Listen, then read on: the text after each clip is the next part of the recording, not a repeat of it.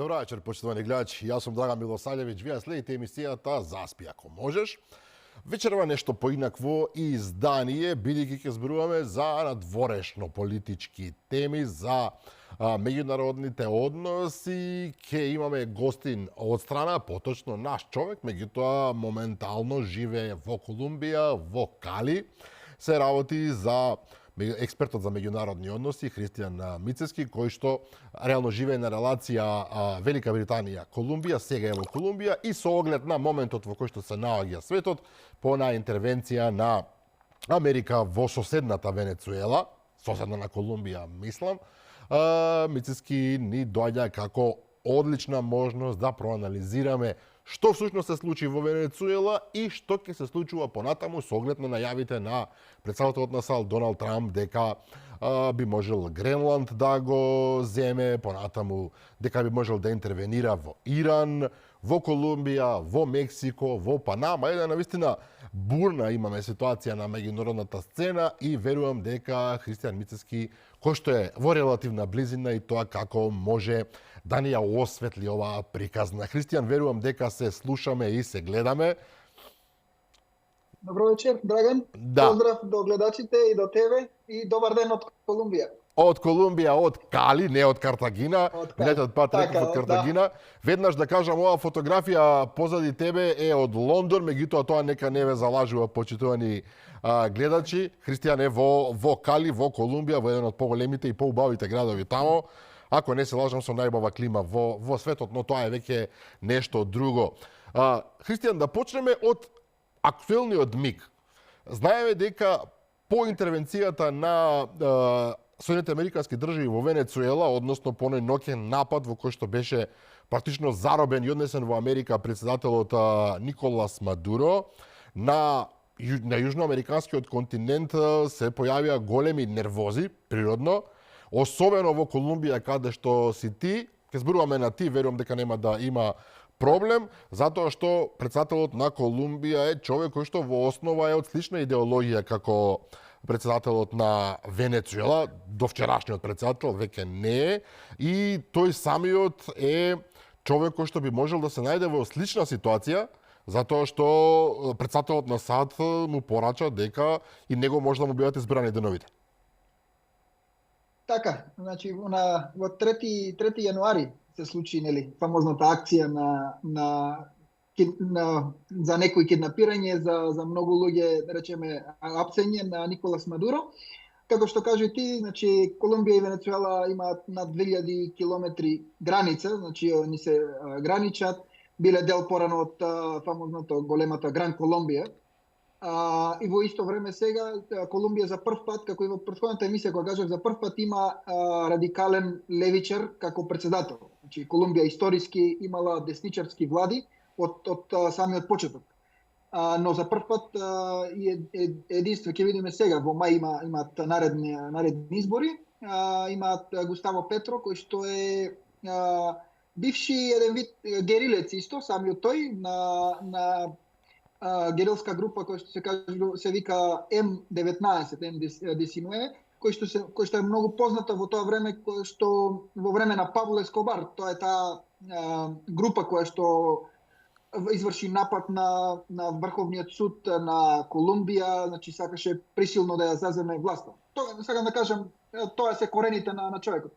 И цело време се бори против, да речеме, естаблишментот, така да кажеме, кој што е составен од десничарски партии, да кажеме. Колумбија е символ, да речеме, за разлика од сите други на латиноамериканскиот континент, за, да речеме, десничарска идеологија кај што е мнозинство и стабилен сојузник и најстар сојузник на Соединетите Американски држави.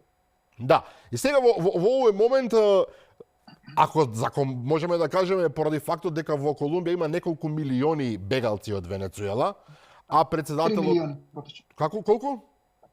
3 милиони. 3 милиони, тоа е навистина огромна бројка. Да, на сето тоа имаме претседател кој што има слични погледи на светот како што го има и Мадуро, кој што веќе е во конфликт со Соединетите Американски држави. Постои ли во колумбиското општество страв дека може да дојде до слична интервенција? Да, првично, пример еве по преземањето на вториот мандат на Трамп, еден од првите луѓе, ако не и првиот претседател со кој што Трамп се судри, да кажеме, беше колумбискиот претседател Петро.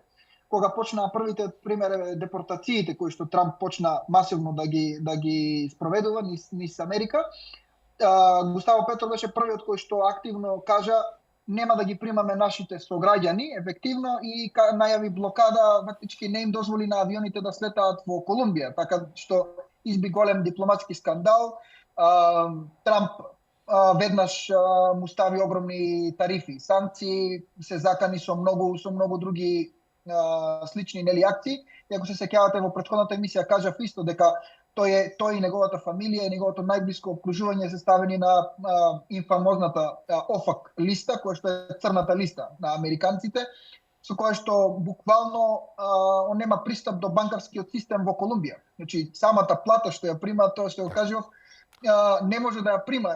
Само за споредба да кажам, не е исто како во Македонија, луѓето што во Македонија се на американска црна листа, колку што гледаме баш ништо не им фали. Да, мислам дека добро, тоа е разликата затоа што нели Швајцарија е близу, Европска унија, така да од тој аспект, али има и тука друга разлика бидејќи ОФАК листата има повеќе нивоа, ако може така да кажеме. Така да мислам дека и тоа е исто така голем како да кажам, голем фактор во тоа, бидејќи ако пример го стават во таа најсилна да кажеме ниво, тогаш веќе секоја банка која што ќе има со нив нели соработка со луѓе кои што се на таа црна листа ќе бидат под санкции. Затоа и самите кредитни пример за кредитни картички компаниите како Visa, Mastercard автоматски им ги укина самите картички бидејќи они се плашат дека нормално дека ќе подлежат под санкции. Да, тоа ми е јасно, Кристијан. Меѓутоа, дали е Колумбија реално според тебе и според информациите што ги имаш во опасност дека ќе се случи некаков сличаен настан? Да не заборавиме, председателот Трамп зборуваше дека би можел да ги удри наркокартелите во Мексико. Тоа е веќе уште повисока работа, секоја чест за Колумбија и Венецуела, меѓутоа Мексико е нешто друго. Прво е најблиска до Соединетите американски држави, второто е огромна земја и не е до толку иста ситуацијата како со Венецуела. Беше спомната и Панама. Дали се можни според тебе во блиска или во средна иднина, еве да речеме среднорочно, навистина акции на други држави на овој континент? Имаше големи тензии, значи нели од почетокот кога се нели направи акцијата, буквално сите беа, да кажеме, запрепастени, секако дека очекуваа еден вид на воена активност, како да кажеме, но не дека ќе биде фаќањето на Мадуро. Во Колумбија, како и тоа мислам дека во претходните комуникации меѓу тебе ти го кажав, во Колумбија и во цела Латинска Америка, значи генерално нивото на поддршка за акцијата која што ја спроведе Трамп е на огромно ниво. Значи пример еве во Коста Рика плюс 80. Значи анкетите покажуваат дека народот во 80% го поддржува апсењето на Мадуро. Како е тоа возможно, Кристијан? Не ми е јасно. Ако е во ситуација, ако постои страв во Латинска Америка дека и други држави можеле да бидат цел на одредена акција на американците, како е возможно да има толку висока поддршка за ова што се случуваше во Венецуела? Бидејќи реално народот знае дека луѓево како Густаво Петро, како Мадуро, значи тие луѓе се символ, сега да кажеме, тие се врзани со тие герила групи кои што ги има во Колумбија, во Венецуела, кои што зборев минатиот пат, кои што буквално го помагаат наркодилерите.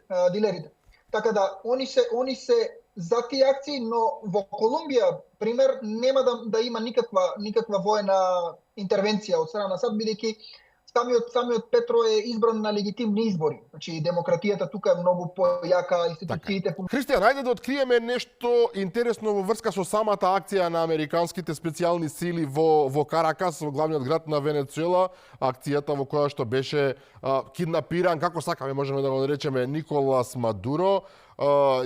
Загинати се отприлика 100 луѓе, така беше објавено барем од венецуелска страна, главно колумбици, многу интересна информација. Се извинам, не колумбици, туку кубанци кубанци, кои што го штителе Мадуро. Меѓутоа интересно е дека не проработеа оние системи за противвоздушна одбрана кои што Венецуела ги има набавено од Кина и од Русија и се чини дека отпорот бил исклучително слаб. Се зборува и за некакво тајно оружје. Кои се твоите информации? Да, значи, еве ќе почнеме од почеток. Акцијата се беше на 3 јануари оваа година, но самата подготовка за акцијата почна од август. Тоа што го знаеме, нели, од информации кои што се достапни за јавноста. Тогаш кога Трамп даде наредба на ЦИА да влезе активно, нели, да собира информации, да го спрема теренот, ако може така да кажеме.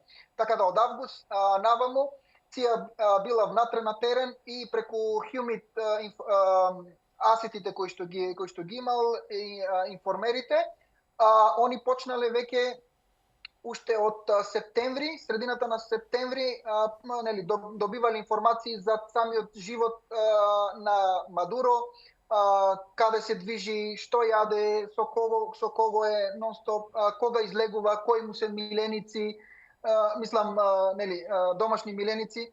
Така да целата таа заедно со траекторијата, значи на дневна основа каде се движи, дека знаеме дека тој бил во Форт Тиуана, тоа е воен комплекс кој што е на самиот почеток од Каракас, кој што е, ако го гледаме, нели, од географски, е како непробојна тврдина, бидејќи е опкружен со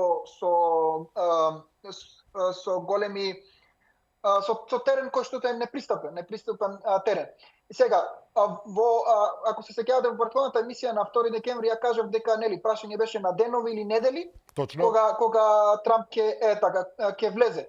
И првично самата акција била планирана за 16 или 17 декември, но бидејќи времето овде во Колумбија и во Венецуела во декември беше облачно, они имале асесмент дека им треба, нели, бидејќи со хеликоптери ќе влагаат, им треба мирно небо, значи без облаци. Значи акцијата се спроведува на 3 јануари, во тоа што го знаеме до сега е дека над околу 150 авиони и хеликоптери, значи, биле вклучени во акцијата. Носачот на авиони Джералд Форд, кој што е најновиот носач на авиони на американците, кој што е во сите параметри далеку посупериорен од Нимец класата на носачи на авиони, заедно со Делта Форс тимот за специјални операции, кој што е најелитниот тим. Знам дека многу луѓе знаат за ФОКите, нели, за воените операции, но во војската, во структурата на американската војска, Делта Форс момците се најспремните момци. Акцијата се одвивала, значи, во ноќните часови, мислам дека беше околу почетокот на 12:30 еден часот, каде што они претходно сега кога го имале мапирано целата територија каде се нивните, нели, анти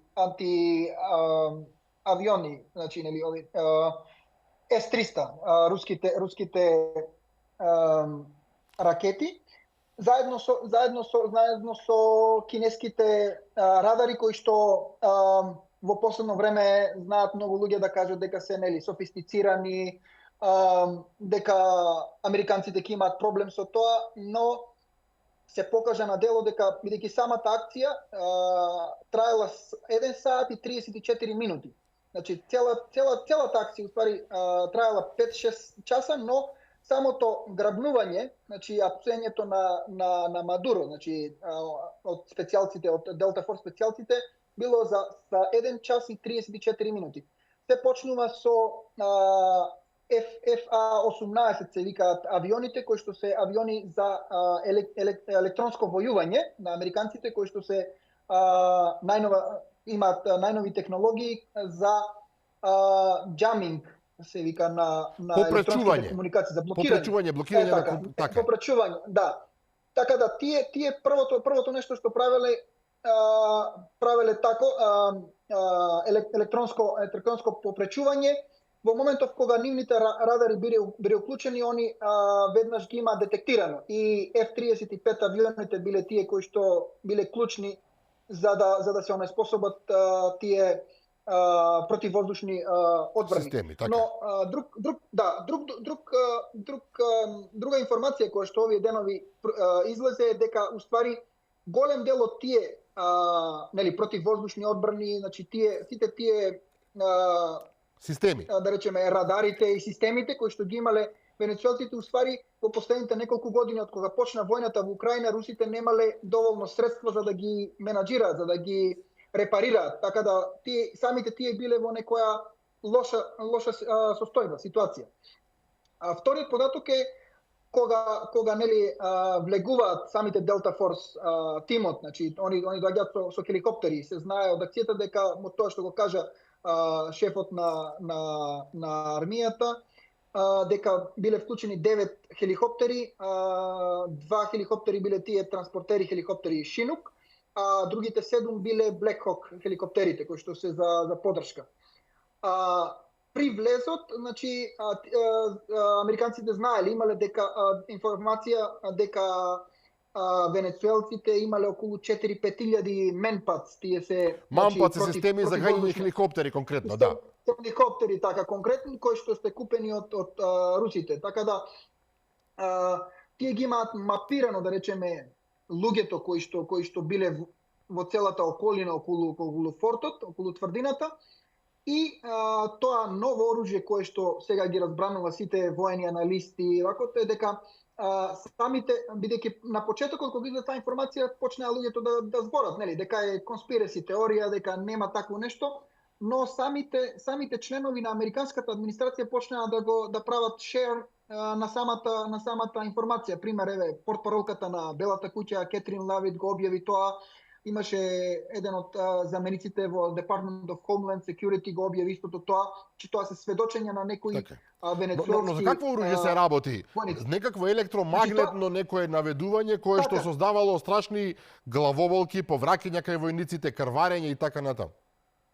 Точно, значи тоа е еден вид на соник оружје кое што еве на пример знам дека во Србија се пишуваше за тоа минатата година дека некакво слично оружје се употребувало, бидејќи тоа е нормално ова е различно оружје, бидејќи е многу по јако, затоа што тврдењата на самите војници било дека самите тие бранови кои што нели радиобрановиве почнале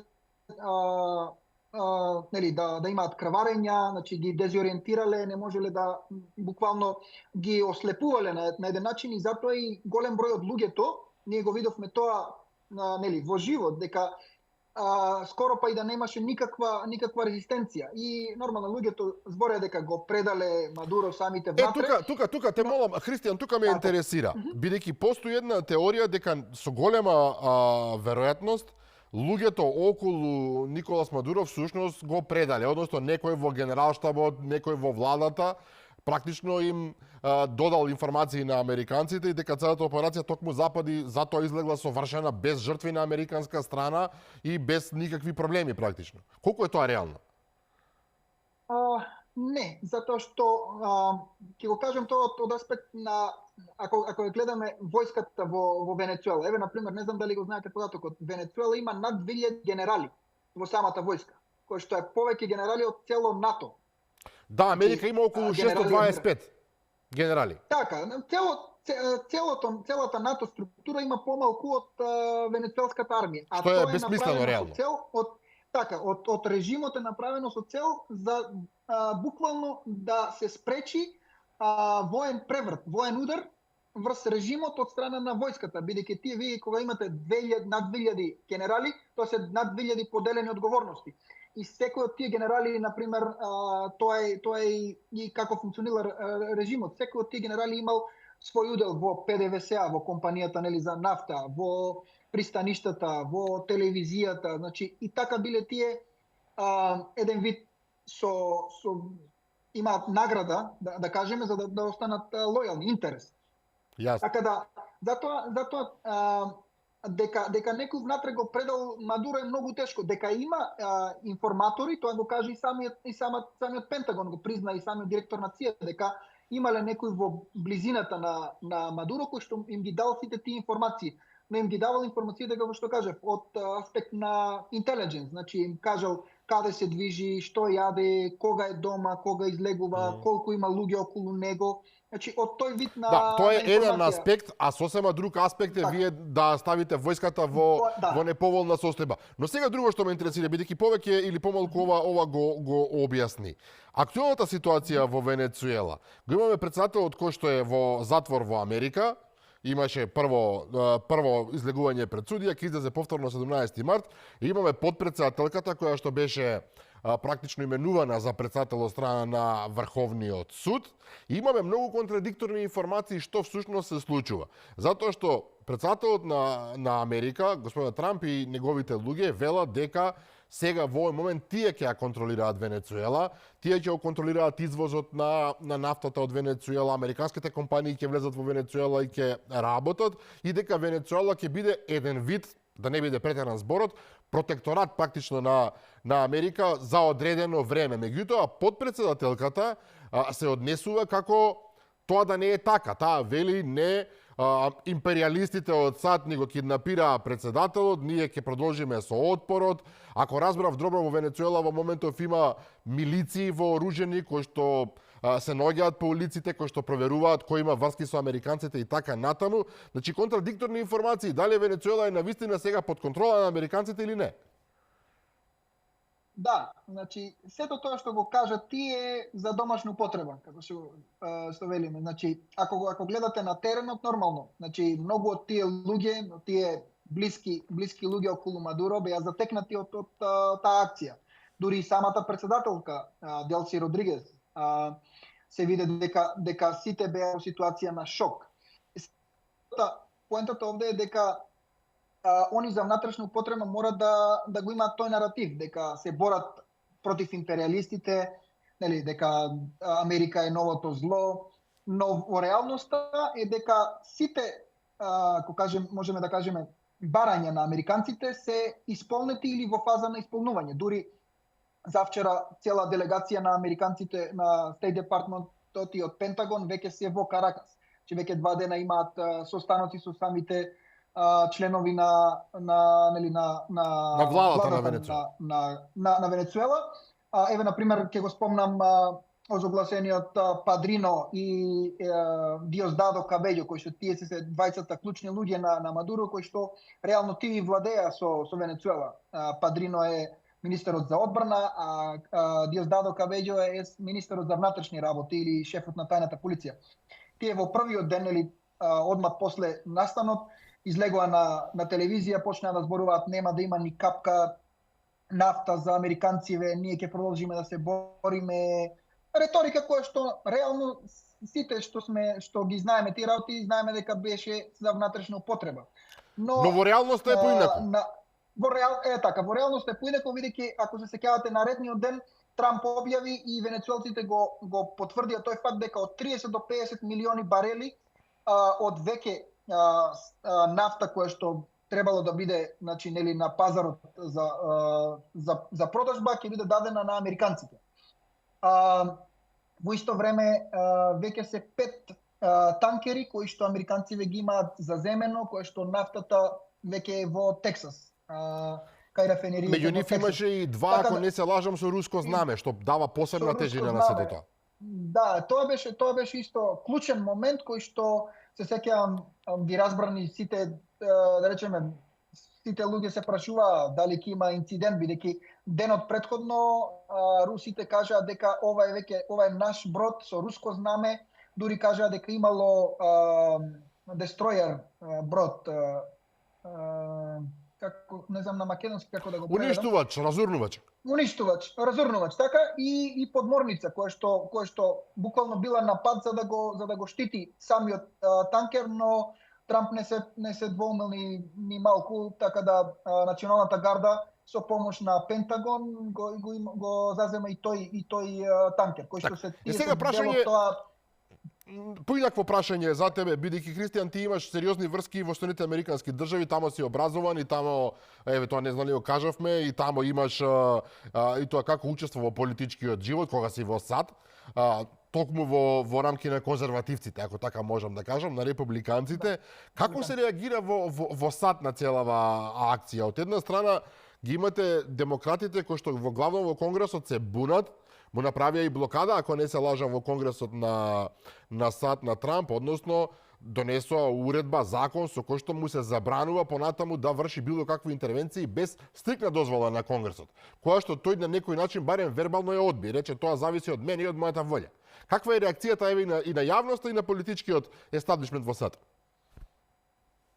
Првичната реакција беше нормално. Сите беа шокирани, исплашени, бидејќи нели почна да им се враќаат сликите од Авганистан, од Ирак, дека ќе биде уште една војна интервенција. Се сеќавам дека почнаа сите да пишуваат статуси дека еве уште една војна од 20 години, уште еден трилион долари ќе бидат потрошени во Венецуела, кој што се покажа дека не е точно. Самите демократи влегоа во офсайд, според мене, бидејќи тие првично, нели, уште во текот на акцијата почна излегоа веднаш со изјави на телевизија дека и тоа во краток период дека еве Трамп, кој што беше нели мировниот претседател, дека нема да влага во војни, ја внесе Америка во нова војна, дека сега ќе се потрошат години и огромни ресурси кои Америка не може да си ги дозволи во моментов, но реално по самото нели апсење на Мадуро, изведувањето пред суд, голем дел од јавното мислење, барем на анкетите, можеме да видиме дека сега е во позитива за Трамп и за акцијата, бидејќи реално како што првично најави Трамп е дека он не сака трупи во Венецуела, не сака нели тие познати endless wars кои што нели траат по 20 години, така да самиот успех на акцијата, иако беше далеку нели сериозна и еден вид на коцкање, со самото тоа Трамп покажа за две работи, дека прво дека тоа што го кажа дека нема да има нели војна од размери како во Ирак и во Авганистан, и второто ја покажа супериорноста на америчката војска, која што функционираше безпрекорно и тоа го показа дека сите системи тоа не е сомнено, тоа не е сомнено, Христијан, тоа не е сомнено. Апсолутна супериорност се виде на терен. Брзина, експедитивност, точно знаат што прават. Меѓутоа ме интересира, велиш дека американското општество повеќе или помалку дава поддршка, меѓутоа што е со Конгресот кој што веројатно се чувствува загрозен во овој момент, дека председателот премногу ингеренции си зема за себе, а нив ги трга настрана. Некои велат, Такер Карлсон, не веќе го спомнам, вели дека Америка влега во фаза на империализам, односно излегува од републиканството по кој што е позната 250 години. Така, добро, така има многу изјави кои што се контроверзни во последно време, но еве да кажеме за Конгресот, значи тоа што го кажа ти, значи во Сенатот тие донесоа еден вид на одлука, значи тоа не е образувачка одлука, бидејќи тоа беше сепак како еден вид на прво читање, значи се уште нема главно гласање на тоа се вика War Powers Act, кој што е во делот на Конгресот, кој што тој кој што нели може да објави војна на друга држава, тој е тој кој што ги контролира парите, така да они едноставно му испратија порака на Трамп дека полека со тие акции, дека ние можеме да те спречиме, и реално Трамп имаше бурна реакција на тоа, почна да кажа бидејќи 5 републиканци се отцепија од мнозинството и гласаа за демократите, бидејќи републиканците и во Сенатот и во Конгресот имаат мнозинство. Те уште во Конгресот конгресмените немаат никаква резолуција, бидејќи спикерот се уште нема, како да кажам, не дозволува, ако може така да кажам, да има некаков вид на резолуција, бидејќи се уште работите во тој момент не се знаеа, беа нели ден-два после акцијата. Во Сенатот тоа беше еден вид на символична, да кажеме, или како ништо викаме вртење прст од Конгресот кон претседателот, како внимавај што правиш, бидејќи реално Трамп за прв пат направи еден вид на преседан кај што тој ги него извести Конгресот, да. Така, него извести Конгресот пред време таа популарната Gang of 8 се вика. Тоа е група на 8 луѓе кои што се лидерите во Сенатот и во Конгресот, кои што реално пред секоја акција американската администрација ги брифира. Но што значи тоа, Христијан? Што значи тоа? Дали едноставно председателот Трамп одлучува да игра самостојно, односно само тој и неговата влада, занемарувајќи го Конгресот, бидејќи тој навистина огромна разлика доколку навистина го направи. Сад го почитуваат својот републикански карактер и правилата дека председателот и Конгресот имаат некаков баланс. Се извинам. За сега не се гледа некој раздор, да речеме, помеѓу Конгресот и Трамп, во смисла, зборам се, нели, на републиканска страна, бидејќи тие се уште го имаат мнозинството. Така да лидерот, еве, наречеме во Сенатот на републиканците, кажа дека акцијата помина успешно, дека демокративе и луѓето кои што, нели, се против, се покажа дека не биле во право, дека тоа било хируршки прецизна операција на судот во Њу Јорк за да се уапси воен криминалец. Криминалец, мислам, кој што има обвинение за трговија со дрога. Тоа е настојувањето. Реално, дека ова не е воена интервенција, ова е практично полициска интервенција.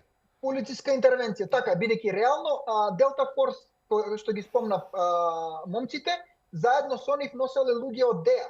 Значи ДЕА е агенцијата Drug Enforcement за борба против трговија со дрога, да. Против трговија со дрога, така да тие се буквално кои што го уапсиле, кои што му ги читале своите права на се разбира, Кристијан, меѓутоа се работи за председател на друга држава и тешко е дека може тоа да се окарактеризира како полициска акција објективно. Да, но да бидеме реални, значи, како што кажавме, Мадуро не беше признат од никој. Дури, еве, ќе спомнам сега самата Колумбија. Петро и те како има врски со целиот режим на Мадуро, во ниту една изјава не се дозволи да каже дека од 24 до денес да каже дека Мадуро е легитимен председател. Значи, самите тие, еве, ќе го земеме и Бразил, сите тие повикуваа на внатрешно да се реши ситуацијата помеѓу самите венецуелци, но ние знаеме дека, еве, ќе го земеме Иран за пример. Значи, ако нема помош од страна, тие режими се многу репресивни, брутални. Во Иран, еве, имат отприлика околу 3000 жртви се збори. Значи, зависно кои информации ќе ги земеме. Но целата, од геополитичка точка, ако земеме да ја гледаме целата работа, е дека Трамп, и тоа го знам од луѓе кои што се во администрацијата на Трамп, мои пријатели кои што ми кажуваат дека Трамп веќе од моментов кога стави санкции на Роснефт и на Лукойл, е решен да го примора на каков било начин Путин на маса за да ја заврши војната во Украина до крајот на оваа година. И сите тие потези, пошто луѓето, нели, збореа дека, нели, све дека е за нафта, дека не е толку за дрога. Наративот, да, беше првично за дрога, нели, и по претходната емисија ја зборев дека уствари голем дел од трасата за дрога поминува преку Венецуела. И проблемот е што во Колумбија, иако има, нели, огромна корупција, да речеме, во владата, барем системот се бори, нели, против тие наркокартели. Има откривање на кокаин, но во Венецуела самата војска и самата власт на Венецуела активно ги помагаше наркокартелите за носење на дрогата од Венецуела преку Мексико до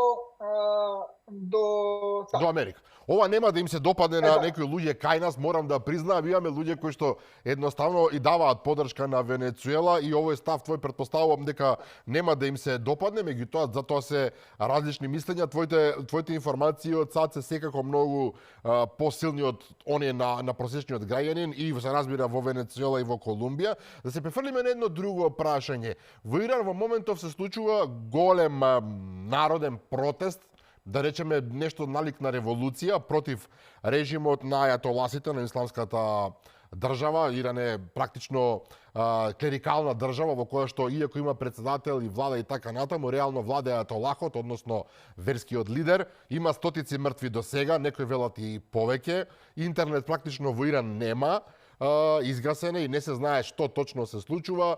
Независни извори велат дека тама се случува катастрофа, односно дека многу луѓе гинат. Информациите на државната телевизија на Иран пак се дека главно гинат полицајци кои што се нападнати од насилни демонстранти, дека ова е интервенција од страна и го имаме моментот во кој што повторно се вклучуваат Соединетите американски држави, имено председателот Трамп рече доколку режимот на ајатоласите почне и продолжи да ги убива своите граѓани, Америка ќе нема друг избор освен воено да интервенира, практично да го нападне Иран. Од тој момент па натаму следуваат закани на релација Техеран-Вашингтон, не ние ќе ве нападнеме, не вие ќе ве нападнеме, меѓутоа има и некакви најави дека всушност ќе дојде до преговори.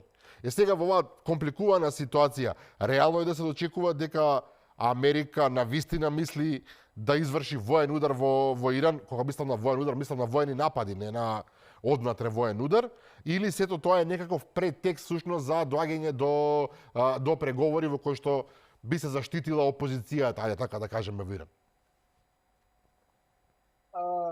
Председателот Трамп пред 2 дена првично излезе со таа реторика, како што ја кажа ти, дека ако продолжат, ако се види дека има убивање масовно убивање на протестанти, Америка ќе мора да интервенира. И тој кажа и во Fox News во интервјуто дека сме спремни да интервенираме. Во тој момент, пред неколку дена беше тоа, во тој момент се уште немаше некое воено придвижување, ако може да кажеме, на воените асети кои што ги има Америка, иако во регионот тие скоро во секоја земја на Блискиот Исток имаат база. Најголемата е во Катар, исто една од поголемите е во Обединетите арапски емирати. Но нема носач на авиони. Но Христијан нема носач на авиони во близина. Америка не почнува напади ако нема носач на авиони во близина.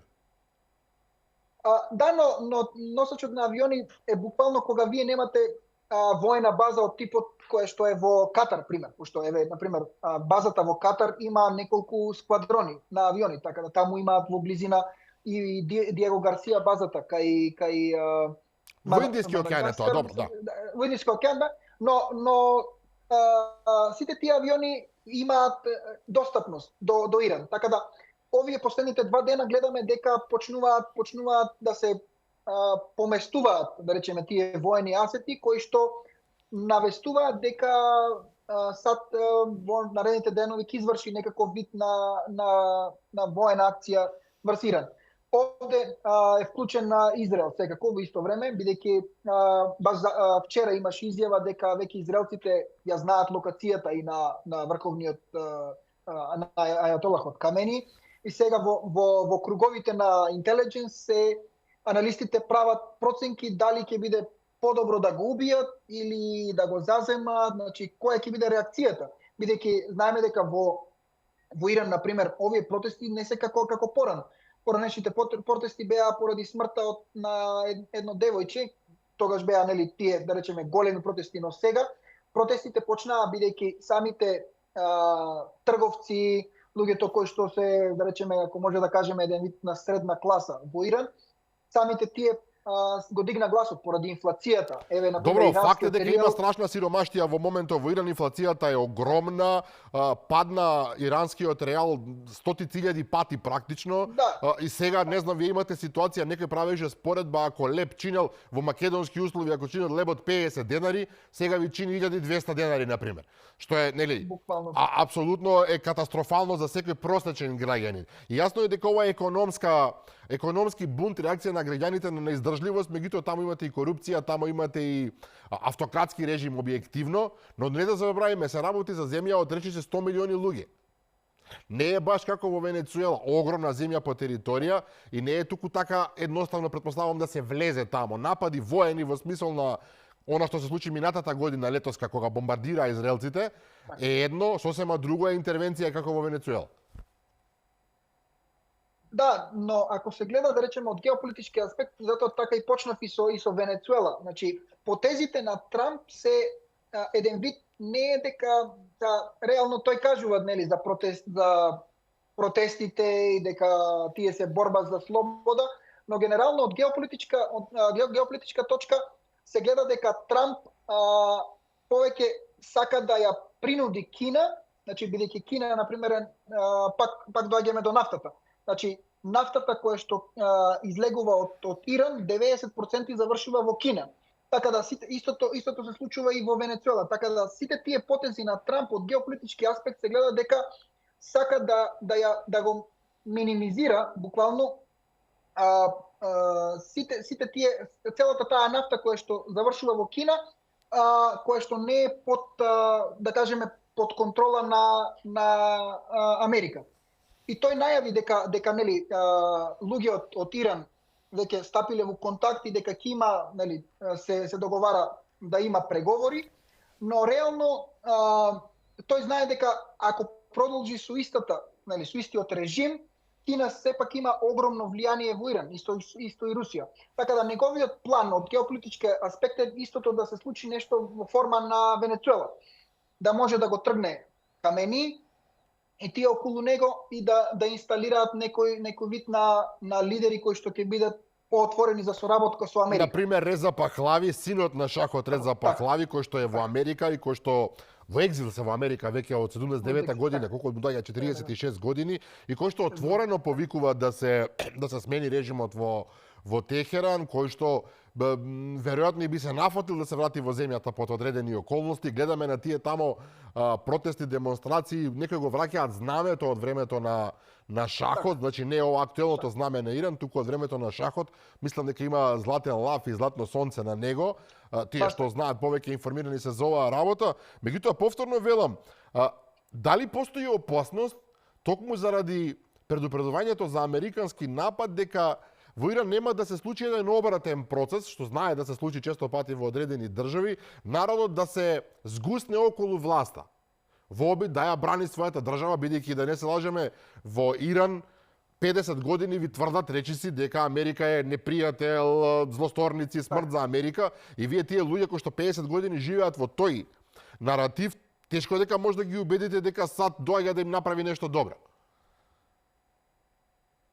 Да, тука е исто голема дилемата, бидејќи реално, значи, како што кажеме, за прв пат овие протести се различни од претходните. Значи, има и економски ефекти, но овде се гледа дека, да речеме, и Израел е вклучен внатре во самите протести.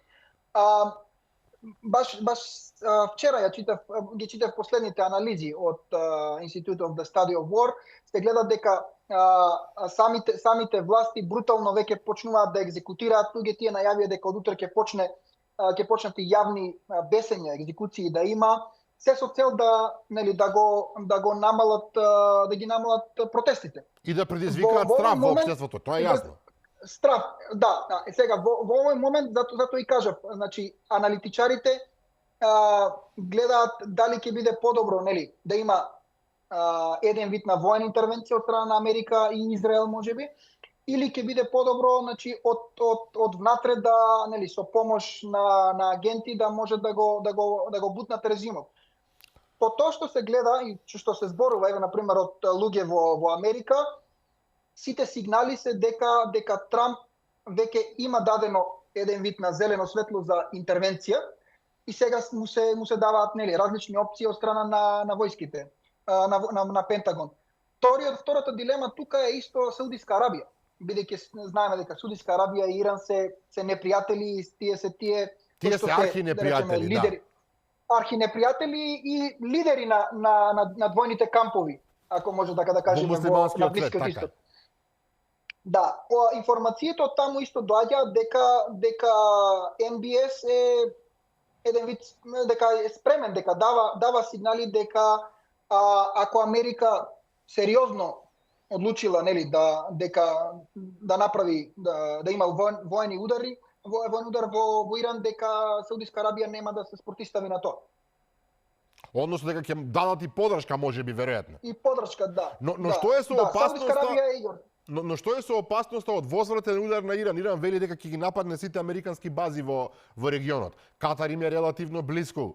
Не знам, Кувајт им е релативно блиску. Па и во Турција, Инџирлик. Ако ги гледаме од претходно изјавите нивни, истото се случи кога, нели, ја бомбардира трите нуклеарни централи, да, што беа тие? Централи кај што ги има така за нуклеарно оружје. Така да единствено што направија, фрлија 2-3 ракети кон воената база во Катар и тука заврши се. Клучот овде е дека Трамп не е тој Трамп од претходниот мандат. Клучот овде е дека Трамп гледа дека реториката на Иран не е доволно силна. Трамп гледа дека бидејќи, на пример, ако земеме со Кина, тој проба, нели, со санкциите, со тарифите и види дека има отпор од Кина, така да и почне да се повлекува одредени чекори. Но самото тоа дека успехот на акцијата во Венецуела и фактот дека, на пример, нели, во истиот ден кога го уапсија Мадуро, во 2020 они го губија Сулејмани. Касем трети Сулеймани, јануари. генералот од иранската револуционерна гарда. На револуционерна гарда, така да Трамп и тогаш и сега, а посебно сега, гледа дека реакцијата на Иран не на ниво на кое што тој би бил уплашен, би се двоумел. Така да целото прашање кое што е околу Трамп и луѓето околу него, политичарите, е нели дали тие удари, војни интервенции ќе имаат, нели, кажавме, ќе имаат позитивен ефект или негативен ефект. Но фактот дека Иран вели дека ќе возврати со удари, барем од информациите што ги имам со луѓето што зборувам, не се, како да кажем, не се во фактор на одлука на Трамп и на Пентагон. Сега се префрлуваме на последното и веројатно најважно прашање од европски, ако така можам да кажам, аспект. Најавите на САД, односно на претседателот Трамп, дека има амбиција да го присвои, да го заземе, да го анексира, како сакате, Гренланд. Гренланд е инаку автономна територија на Данска, која што објективно, ако сме реални, се наоѓа на американскиот континент, односно е дел од американската плоча, иако ние го доживуваме како дел од Европа, затоа што нели стотици години е под данска власт. И сега имаме ситуација во која што САД велат нас ни треба Гренланд по секоја цена, исклучително е важен од геополитички аспект, мораме да го имаме, меѓутоа Данска вели тоа е наша територија. Самите граѓани на Гренланд, кои што се едва 55-67 илјади, се работи за огромен, најголемиот остров во светот, меѓутоа има само 57.000 жители, не се нешто особено расположени кон американците, барем така личи, но nevertheless, велат самите американци, тие одат по секоја цена на варијантата дека Гренланд мора да биде под американска контрола. Токму вчера еден републикански конгресмен предложи, или сенатор, не ме факете за збор, предложи закон со кој што САД би го анектирале практично Гренланд, односно би го прогласиле за 51 држава. Христијан, како ти изгледа целата оваа ситуација? Прво, дали е реално дека во блиска иднина навистина американците ќе го присвојат Гренланд? Второ, дали е реално можно данците навистина да го бранат како што велат?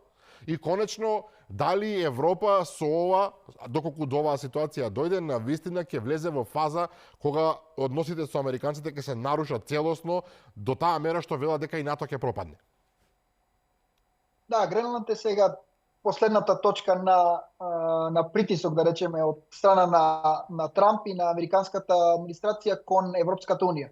Гренланд е една од, да речеме, од клучните територии во ако ги земеме, нели, поморските патишта, арктичките патишта, кое што се очекува во блиска иднина, да речеме во наредните 20 на години, со топењето на мразот да отвори нови поморски патишта кои што ќе го намали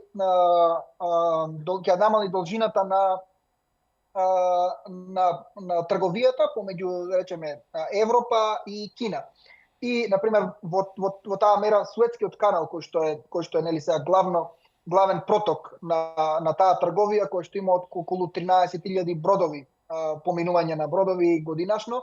Во Арктикот во овој момент само од околу руска страна има околу 97 поминувања, така да тоа во наредните 10 на 20 години се очекува да биде се повеќе и главната битка на Америка од стратешки аспект е дека овде ќе биде притисокот најголем од страна на Русија и Кина.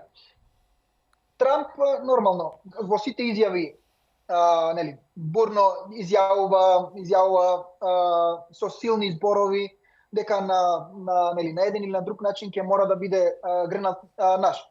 Проблемот овде се јавува неколку аспекти. Прво, како што спомна еден од сенаторите предложи дека конгресмените да предложи закон за анексија на Гренланд, но тоа е процес кој што во овој момент Трамп и републиканците во никоја основа ги немаат бројките, бидејќи тоа треба да помине со двотретинско во Конгрес, во Сенат, потоа треба да изгласаат 2/3 од самите држави, на ниво на самите држави, за да што е и комплицирано и долго и во овој момент не ги имаат како бројки. Добро да се знае. Буквално така и бидејќи Трамп за 3 години му завршува мандатот. Неговата приказна завршува за 3 години. целата од аналитички, од геополитички аспект, толкувањето е дека Трамп ја користи таа реторика, нели, на употреба на воена моќ, на интервенција, се со цел да го забрза дипломатското решение. Дека на крај ќе има некаков вид на дипломатско решение, кое што јас и голем дел од моите колеги аналитичари мислат дека и предвидуваат дека ќе биде на ниво на Украина. Значи ќе се потпише еден вид на договор со Данска за експлоатација на ретките минерали. Таму има огромни наоѓалишта на злато, на сребро. Така да сите тие минерали се клучни и затоа и реакцијата на Трамп кога вели, нели, е клучна за националната безбедност, бидејќи целата битка од геополитички аспект е битка со Кина, како што кажав за нафтата, че Венецуела, Иран, тие се потезите на американската администрација за да може да ја контролира нафтата која што и се продава на Кина, која што до сега тој дел Иран, Венецуела и Русија се нафта која што Кина ја добива по далеку пониски цени, чисто попусти, и кои што не се под контрола на американскиот финансиски систем. Така, што американците не сакаат да го дозволат, се разбира. Да. Сега ме интересира, овдека со Гренланд, се извинувам што те прекинав. Ако разбирам добро, твојата теза е дека најверојатно на крајот американците би дозволиле Гренланд номинално да остане дел од Данска, формално, но данците за возврат би дозволиле и американска војска, и американски, не знам, компании, експерти, истражувачи да ги фактично да ги употребуваат, односно да ги користат ресурсите на оваа голема територија. Отприлика така. Така, да, бидејќи ако ја видиме ситуацијата на терен во Данска, во Гренланд, Трамп и неговите најави, нели, за воена интервенција, на терен ситуацијата е различна, бидејќи самата Америка има воена база Питуфик на Гренланд, која што во пикот на, да речеме, на студената војна таму имало над 15.000 војници. Сега има помалку од 150 војници. Така да, тоа ни покажува дека, нели, прво нема интерес од америчка страна, не зборам за Трамп, бидејќи тој има советници како Стивен Милер и некои други, кои што се буквално, например, пред некој ден на CNN имаш интервју кај што кажа Америка е суперпауер, Америка од сега под водство на Трамп ќе се однесува така, меѓународното право не ни значи. Сега тоа се нормално. Тој дел од да речеме од тимот на Трамп, но тимот кој што е околу Марко Рубио, кој што е највлијателниот човек околу Трамп, без сомнение. Јас се сеќавам на почетокот многу луѓе збореа дека, нели, го гледаа Рубио дека е многу тивок, дека, нели, JD Венс имаше таа улога на така е. Сега се сменија работите. Се сменија работите. Сега поентата ми е таа дека Гренланд реториката на Трамп и тој притисок кој го става врз Европската унија, врз Данска, врз самото население во Гренланд е да што побрзо дојде до таков вид на дипломатско решение кој што ќе се потпише еден вид на сличен договор како со Украина, каде што американските компании ќе почнат да студираат и дека треба прво да се направат испитувања за кога ќе дојде денот, тоа збориме после 15, 20, може и повеќе години, бидејќи таму мразот уште огромен на самиот Гренланд. Америка да има таа позиција кај што ќе го експлоатира, јасно е. Експлоатира, бидејќи поентата тука, како што кажав за нафтата со Иран, ретките метали, златото, среброто и така натаму се исто така клучните ресурси за кои што ќе се бори Америка против Кина. Бидејќи они сватија дека Кина во последните 15-20 години го контролира апсолутно маркетот на ретки метали. Над 55% од ретките метали се во Кина или се рефинираат во Кина. Така да тоа на самите американци даде еден вид на црвен аларм, каде што тие рекоа дека ние мораме во овој момент веднаш да ја смениме сликата. Так. И затоа тие потези и на Бајден претходно беа, се потпишаа договори со Австралија, пошто и Австралија е една од најголемите територии со ретки метали. Така да, во глобала мислам дека се уште тоа е реторика на Трамп за многу побрзо дипломатско решение со Европска унија, со Данска. бидејќи како што кажав, еве да го земеме сценариото дека ќе реши да има некаков вид на воена интервенција. Самите републиканци во Сенатот, па и во Конгресот му дадоа до знаење дека нема да му го дозволат тоа. Бидејќи со тоа, како што кажавме, тоа би значило крај на НАТО, тоа би значило целосно судир со Европската унија. Европската унија, иако многу луѓе мислат дека е премногу слаба, да држи над 1,4 трилиони од американските бондс, значи долгот на американската влада. Така да, ако дојде до таков вид на судир, самото тоа што тие ќе почнат да ги продаваат тие обврзници, ќе се створи огромна инфлација, ќе се створи огромен притисок во самото општество во Америка и цената ќе биде преголема. Буквално, овој пат Трамп ќе се соочи со импичмент и со осудување од страна на самиот Сенат. Така. Конечно, сосема за крај. Влеговме во фаза последниве години во кој што многуми навелат дека униполарниот свет е мртов, дека веќе ќе имаме, се извинувам, мултиполарен свет со повеќе точки на влијание, Кина, Русија, можеби некои други и така натаму, БРИКС како концепт, Индија утре задутре, Европа која би се одвоила. Меѓутоа, дали во овој период сега кога претседателот Трамп практично ја покажува воената моќ на САД, на секаде, ја покажува, едноставно ја парадира со неја, ја представува колку е реална и колку е вистинска, дали со тоа сака всушност да покаже дека не американците не сакаат и натаму да прифатат мултиполарен свет, туку сакаат да покажат дека тие и понатаму ќе бидат доминантен фактор на целата планета. Точно, со самите нели потези на Трамп, ние видовме дека барем во воената сфера, во воената моќ, Америка и како е се уште униполарна, дека нема друга држава, друга земја на планетава која што може да направи таков вид на акции како уапсување на претседател на држава, иако е оспорен од сите, во мракот, во ноќта, каде што е опколен во цела тврдина со војници, за саат и 34 минути да може да го однесе и да го букира, да го затвори во Бруклин, во Њујорк. Самите потези се гледаат по тоа што и, како што кажав на почетокот, значи Трамп сега пред неколку дена потпише указ каде што излезе од 31, мислам, организации од Европа, од Обединетите нации и 35 други организации. Со тоа сите тие потези на Трамп, ќе почнеме од Сирија, Венецуела, сега Иран, Гренланд, покажува дека Трамп кажа дека меѓународното право е ставено, да кажеме, во позиција на замрзнатост и Америка нема веќе да биде држава која што ќе отиде пред Обединетите нации, самиот тој систем буквално кој што Америка го создаде после Втората светска војна, сега го анулира. Ќе го анулира и ќе покаже и ја покажува вистинската моќ на Америка.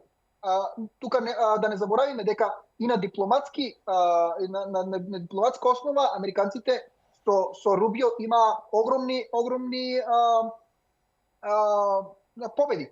Ќе ги земеме, што ги спомнува Трамп, конфликтите помеѓу Индија и Пакистан, последните потези кои што, например, Киргистан и мислам дека беше Туркменистан, две-три држави од Бангладеш и руската сфера.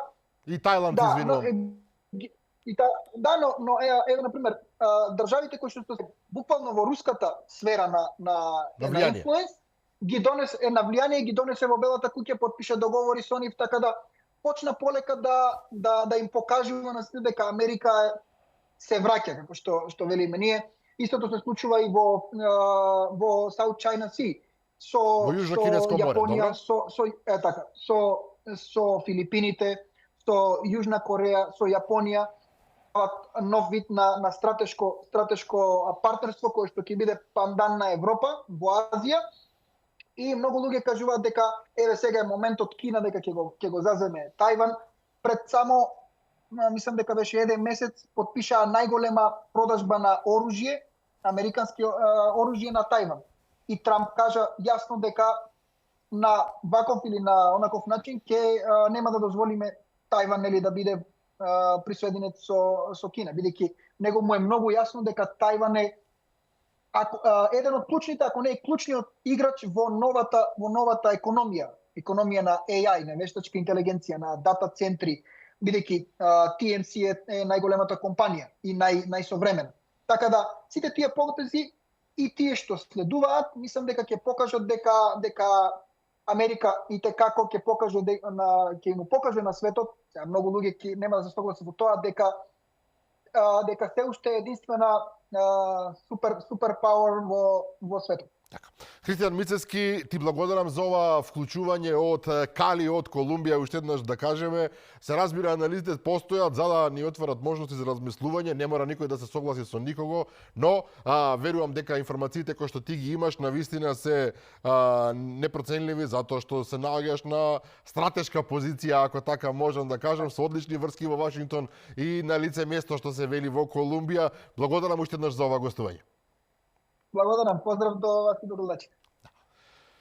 И да, поштовани гледачи, тука ја завршуваме и ова емисија Заспи ако можеш. Утре во 15 часот се разбира е репризното издание. Јас ви закажувам нова следба утре вечер во 22:30 со мене и со нови гости. До тогаш пријатно.